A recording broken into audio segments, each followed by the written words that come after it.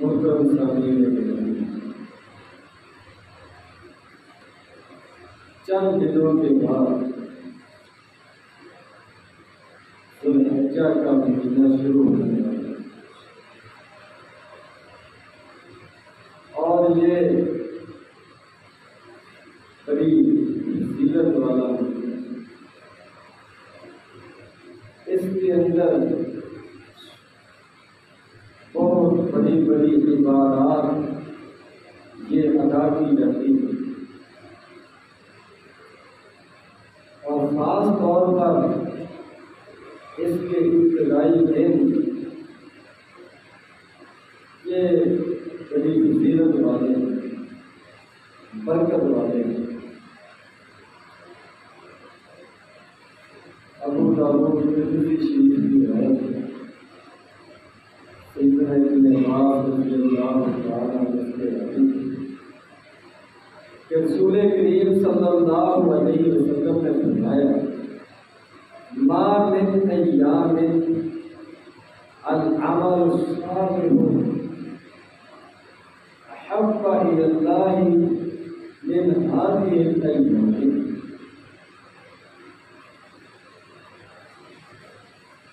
اس سال کے پورے دنوں میں سے کوئی دن ایسا نہیں ہے جس دن کیا جانے والا عمل نیکی اللہ تعالیٰ ان دنوں میں کی جانے والی نیکی سے زیادہ محبوب ہے۔ بہت بڑی فضیلت ہے ان دنوں، گویا کہ ان دنوں کے اندر نیک اعمال ان کی فضیلت بڑھ جاتی ہے۔ یہ نبی کریم صلی اللہ علیہ وسلم نے ان دنوں کی اہمیت اور فضیلت بیان فرمائی، اور مسند احمد کی روایت ہے جس میں نبی کریم صلی اللہ علیہ وسلم نے فرمایا، فَأَكْثِرُوا فِيهِنَّ التَّهْلِيلَ وَالتَّحْمِيدَ وَالتَّكْبِيرَ، کہ چونکہ یہ دن بڑی فضیلت والے ہیں، ذوالحجہ کے ابتدائی دن پہلا عشرہ، تو ان دنوں میں نیک اعمال یہ زیادہ سے زیادہ کرنے کی کوشش کرو۔ جو بھی نیک عمل کرنے کا موقع ملتا ہے ان 10 دنوں میں اس کو کرنے کی کوشش کرو، اور فرمایا خاص طور پر اللہ کا ذکر ان دنوں کے اندر کثرت کے ساتھ کرو۔ اللہ کی توحید کا اعلان، اللہ کی بڑائی کا پرچار، اور اللہ تبارک و تعالیٰ کی حمد و ثنا کے ترانے، فرمایا تمہاری زبان پر ان 10 دنوں کے اندر پہلے دنوں کے مقابلے میں کثرت کے ساتھ جاری ہونے چاہیے۔ فَأَكْثِرُوا فِيهِنَّ التَّهْلِيلَ وَالتَّكْبِيرَ وَالتَّحْمِيدَ، کہ لا الہ الا اللہ اللہ کی توحید کا اعلان ہے، اللہ کی وحدانیت کا اعلان ہے، غیر اللہ کی نفی کا اعلان ہے، اور میں یہ کثرت کے ساتھ پڑھا کروں۔ سبحان اللہ، اللہ تبارک و تعالیٰ کی پاکی اور عظمت اس کا اظہار ہے، اس کو کثرت کے ساتھ پڑھا کرو۔ الحمدللہ، اللہ تبارک و تعالیٰ کی حمد کا کلمہ ہے، اللہ کے شکر کا کلمہ ہے، اس کو کثرت کے ساتھ پڑھا کرو۔ اللہ اکبر، اللہ کی بڑائی کا کلمہ ہے، اللہ کی عظمت کا کلمہ ہے، میں اس کو کثرت کے ساتھ پڑھا کروں۔ تو ان دنوں میں اللہ تبارک و تعالیٰ کا ذکر کثرت کے ساتھ کرنے کا حکم ہے، کیونکہ یہ فضیلت والے دن۔ سبحان اللہ، الحمدللہ، اللہ اکبر، لا الہ الا اللہ، یہ کلمات زبان پر جاری رکھنے کا حکم ہے، کیونکہ یہ فضیلت والے دن ہیں۔ بخاری شریف کے اندر سیدنا عبداللہ بن عمر، سیدنا ابو ہریرہ رضی اللہ تعالی عنہما کے بارے میں یہ ذکر کیا گیا ہے کہ جیسے ہی ذو الحجہ کا مہینہ شروع ہوتا، چاند نظر آتا، تو وہ بازار میں جاتے تو یہ اللہ کی تکبیر اور بڑائی کے کلمات یہ اونچی آواز کے ساتھ آتے جاتے پڑھتے، نمازوں کے بعد پڑھتے۔ تو ان دنوں میں کسی بھی نیک عمل کا آدمی کو موقع ملے، اس کو شوق کے ساتھ اور اہتمام کے ساتھ اور کثرت کے ساتھ کرنا چاہیے، کیونکہ ان دنوں کا اجر و ثواب دوسرے دنوں کے مقابلے میں وہ انشاءاللہ زیادہ ہے۔ یہ نبی کریم صلی اللہ علیہ وسلم نے ترغیب دلائی، ان دنوں کی فضیلت بیان کی۔ یہ معمولی دن نہیں ہے، یہ نیکیاں کمانے کے دن ہیں، زیادہ اجر و ثواب جمع کرنے کے دن ہیں، اور ان دنوں میں سے ایک دن جسے یوم عرفہ کہتے ہیں، 9 ذی الحجہ کا دن، اس دن خاص طور پر نبی کریم صلی اللہ علیہ وسلم نے روزہ رکھنے کا حکم فرمایا، صوم یوم عرفہ احتسب علی اللہ ان یکفر السنۃ الماضیہ والآتیہ، کہ یہ عرفہ کے دن کا روزہ، 9 ذی الحجہ کا روزہ، اس کے بارے میں مجھے اللہ تبارک و تعالیٰ سے امید ہے کہ یہ 2 سالوں کے گناہوں کا کفارہ بنے گا، 1 سال گزشتہ اور 1 سال آئندہ، 2 سالوں کے گناہوں کا یہ 1 دن کا روزہ یہ کفارہ بنے گا۔ یہ ان دنوں کی فضیلت واضح ہو رہی ہے کہ ان دنوں میں سے ایک دن 2 سالوں کے کفارے کا دن ہے، اگر اس کو روزے کی حالت میں گزارا جائے تو یہ دن جو آ رہے ہیں یہ بڑی فضیلت والے، بڑی برکت والے، بڑی نیکیاں اجر و ثواب کمانے والے ہیں، اور انہی دنوں کے اندر حج جیسا عظیم عمل، حج جیسی عظیم عبادت، اسلام کے 5 ارکان میں سے ایک بنیادی رکن وہ ادا کیا جاتا ہے۔ اس کا تعلق بھی ذی الحجہ کے ساتھ ہے، انہی دنوں کے ساتھ ہے۔ 8 تاریخ کو حاجی لوگ منا میں جمع ہونا شروع ہو جاتے ہیں، 9 تاریخ کو عرفات میں پہنچتے ہیں، اور اس کے بعد 10، 11، 12، 13 یہ 4 دن منا میں گزارتے ہیں، اللہ کی تسبیحات، تکبیرات، تحمیدات کے کلمات بلند کرتے ہیں، تلبیہ بلند کرتے ہیں، اللہ کے گھر کا طواف کرتے ہیں، صفا مروہ کی سعی کرتے ہیں، ہزاروں نہیں لاکھوں کی تعداد میں پوری دنیا سے مسلمان بڑے شوق کے ساتھ مکہ مکرمہ میں حاضر ہوتے ہیں، اور اللہ تبارک و تعالیٰ کا شکر بھی ادا کرنا چاہیے کہ یہ پچھلے 1-2 سالوں سے جو ایک بحران پیدا ہو چکا تھا کرونا کا، وبا کا، اور اس کی وجہ سے پوری دنیا کا سسٹم جام ہو کر رہ گیا تھا، متاثر ہوا تھا، اور اس میں حج جیسا عظیم عمل یہ بھی متاثر ہوا تھا، وہ اب بحال ہو چکا ہے۔ اللہ تبارک و تعالیٰ کا شکر ادا کریں، اور جو لوگ حج کے لیے جا رہے ہیں، حج کے لیے پہنچ گئے ہیں، اللہ تبارک و تعالیٰ ان کا آنا جانا اور یہ حج جیسا عظیم عمل قبول فرمائے اور ان کے لیے آسانیاں پیدا فرمائے۔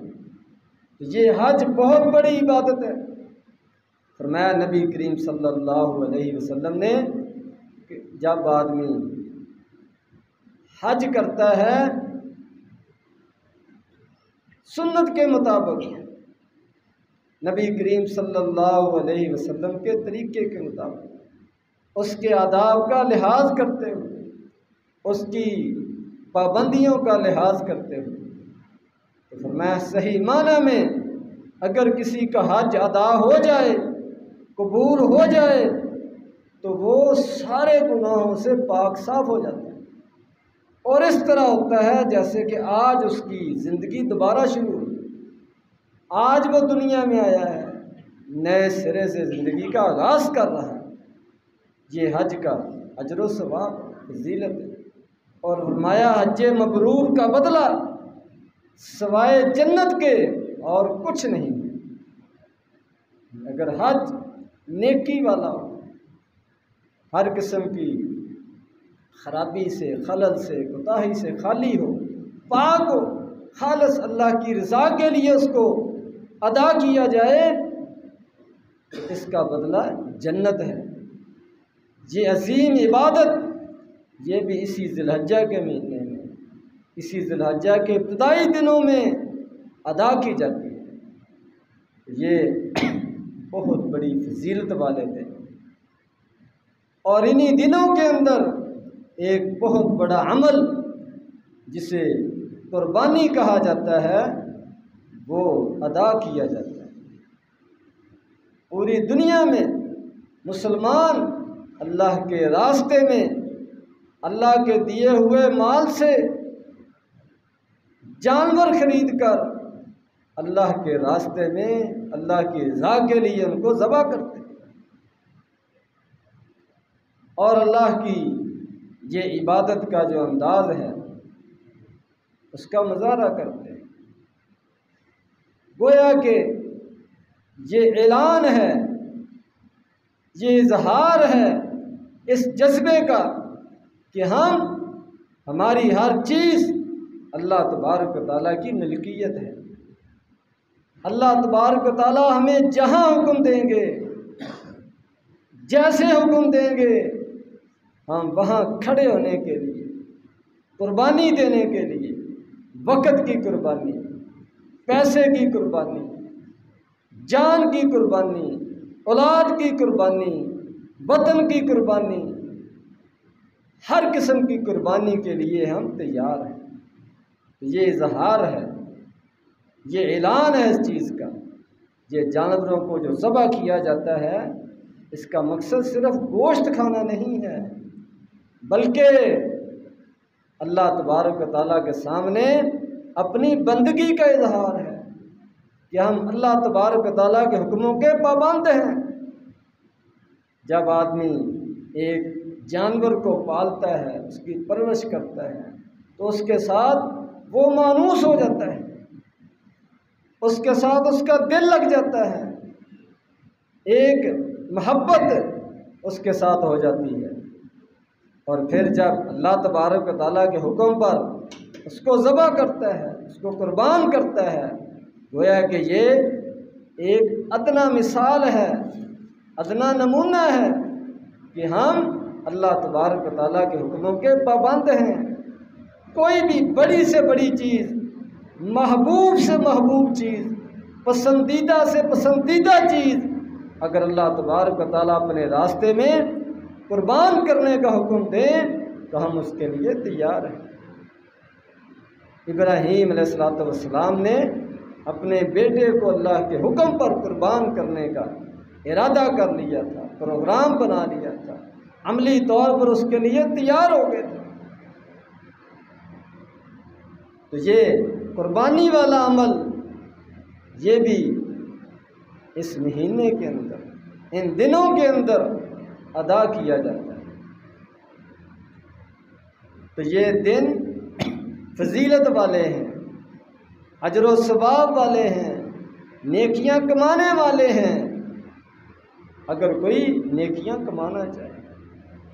اگر کوئی آگے بڑھنا چاہے تو اس کے لیے یہ بہت قیمتی دن ہے۔ ابو داؤد شریف کی روایت ہے، نبی کریم صلی اللہ علیہ وسلم نے فرمایا، من کان لہ سعی ان یضحی فلم یضحی فلا یقربن مصلانا، کہ جس آدمی کے پاس قربانی کرنے کی استطاعت ہو، طاقت ہو، اور وہ قربانی نہ کرے تو فرمایا وہ ہماری عیدگاہ میں نہ آئے۔ گویا کہ اس کا مسلمانوں کے ساتھ کوئی تعلق نہیں، اس کا ہمارے ساتھ کھڑے ہونے کا، بیٹھنے کا کوئی حق نہیں۔ تو اس سے قربانی کی فرضیت اور قربانی کی اہمیت یہ واضح ہوئی۔ ہر صاحب استطاعت کو نبی کریم صلی اللہ علیہ وسلم نے قربانی کا حکم دیا ہے، اور اس کے لیے صاحب نصاب ہونا، جو ایک زکوٰۃ کا نصاب ہوتا ہے، یہ کوئی ضروری نہیں۔ زکوٰۃ کا نصاب علیحدہ ہے، 52.5 تولے چاندی، 7.5 تولے سونا یا اس کے برابر رقم یہ ہو، اور پھر اس پر سال گزر جائے تو پھر اس پر زکوٰۃ فرض ہوتی ہے۔ لیکن قربانی کے لیے یہ شرط نہیں ہے، جس طرح فطرانے کے لیے یہ شرط نہیں ہے کہ آدمی صاحب نصاب ہو۔ روزوں کے اختتام پر، عید الفطر کے موقع پر جو فطرانہ ادا کیا جاتا ہے، 1 سا 2 کلو سے کچھ اوپر ہر فرد کی طرف سے غلہ دیا جاتا ہے، اس کے لیے بھی صاحب نصاب ہونا یہ شرط نہیں ہے، ضروری نہیں۔ اس موقع پر آدمی کے پاس استطاعت ہے تو وہ ادا کرے۔ اسی طرح قربانی کے موقع پر اگر آدمی کے پاس اتنی گنجائش ہے، وہ قربانی کر سکتا ہے، تو اس کے لیے قربانی کرنا ضروری ہے۔ اس کے لیے سال بھر نصاب کا ہونا یہ کوئی ضروری نہیں۔ صرف عید کے موقع پر، قربانی کے موقع پر وہ اپنی گنجائش دیکھے، آسانی سے اگر کر سکتا ہے، تنگی کے بغیر، مشقت کے بغیر، تو وہ اس کو کرنا چاہیے۔ یہ نبی کریم صلی اللہ علیہ وسلم کا حکم ہے، اور ہر آدمی اپنا فیصلہ خود کر سکتا ہے۔ اور فرمایا کہ جو طاقت کے باوجود قربانی نہیں کرتا، فرمایا وہ ہمارے عیدگاہ میں نہ آئے۔ یہ نبی کریم صلی اللہ علیہ وسلم نے ناراضگی کا اظہار کیا۔ تو جس طرح ہم اپنے زندگی کے دوسرے معاملات وہ ایڈجسٹ کر لیتے ہیں، ان کا کوئی نہ کوئی بندوبست کر لیتے ہیں اور وقت گزار لیتے ہیں، اسی طرح قربانی کا شوق رکھنے والوں کو بھی اس حوالے سے سوچنا چاہیے۔ آدمی نے کوئی شادی بیاہ کا معاملہ ہو، یا کوئی ویزے کا معاملہ ہو، یا کوئی گھر تعمیر کرنے کا معاملہ ہو، تو وہ ادھر ادھر سے پکڑ کر اپنا گزارا کر لیتا ہے کہ بعد میں یہ انشاءاللہ معاملہ ہم ٹھیک کر لیں گے۔ اسی طرح قربانی کے موقع پر اگر آدمی کے پاس فی الحال گنجائش نہیں ہے، لیکن اس کو امید ہے کہ میں اگر پیسے کہیں سے پکڑ پر قربانی کر لوں تو آسانی سے ادا کر سکتا ہوں، بعد میں اپنا نظام ٹھیک کر سکتا ہوں، اگر اس طرح کی امید ہو تو اس طرح بھی آدمی قربانی کر سکتا ہے۔ کہیں سے پیسے پکڑ پر بھی قربانی کی جا سکتی ہے اگر آسانی سے ادائیگی کی امید ہو، تنگی اور پریشانی نہ ہو۔ جس طرح دوسرے معاملات ہم اس طرح اپنے پورے کر لیتے ہیں، یہ بھی بہت بڑی عبادت ہے، بہت بڑی نیکی ہے، بہت بڑا عمل ہے۔ تو اگر کوئی پریشانی نہ ہو، تنگی نہ ہو، اس کو بھی آدمی کو ادا کرنا چاہیے۔ ہاں اگر مشکل ہے، بعد میں پریشانی کا وہ ذریعہ اور سبب بن سکتا ہے، تو پھر شریعت کی طرف سے کوئی پابندی نہیں ہے کہ ضرور آپ قرض لے کر قربانی کریں۔ یہ ہر آدمی خود وہ اپنا فیصلہ کر سکتا ہے۔ نبی کریم صلی اللہ علیہ وسلم نے فرمایا، ترمذی شریف کی روایت ہے، فرمایا ان علی کل اہل بیت اضحیۃ فی کل عام، کہ ہر گھر والوں پر، ہر گھرانے پر ہر سال قربانی کرنا لازم ہے۔ ہر گھر پر ہر سال قربانی کرنا لازم ہے۔ تو گویا کہ اس میں مزید رخصت آ گئی کہ گھر کے 5 افراد ہیں، 10 افراد ہیں، تو ہر ایک کی طرف سے قربانی کرنا لازم نہیں ہے۔ جو سرپرست ہے، جو ان کا کفیل ہے، جس کے وہ زیر کفالت ہیں، جس کے ذمہ ان کا خرچہ ہے، وہ اکیلا قربانی کر لے تو سارے گھر کی طرف سے، گھر کے سب افراد کی طرف سے وہ قربانی سمجھی جائے گی۔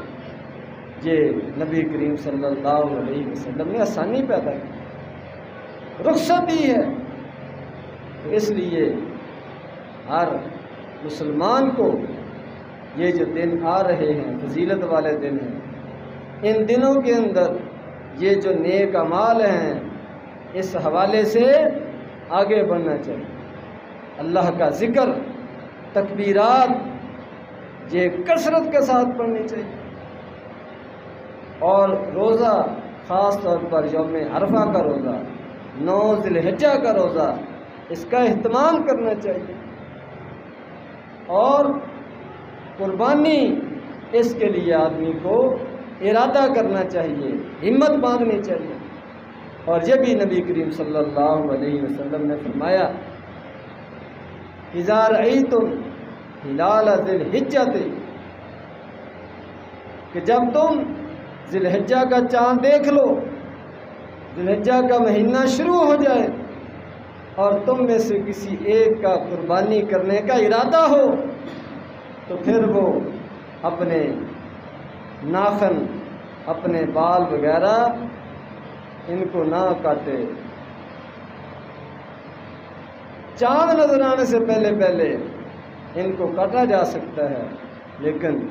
چاند نظر آنے کے بعد خاص طور پر قربانی کرنے والے کے لیے یہ پابندی ہے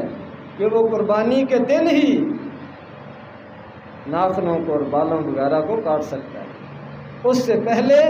نبی کریم صلی اللہ علیہ وسلم نے منع فرمایا، مسلم شریف کی روایت۔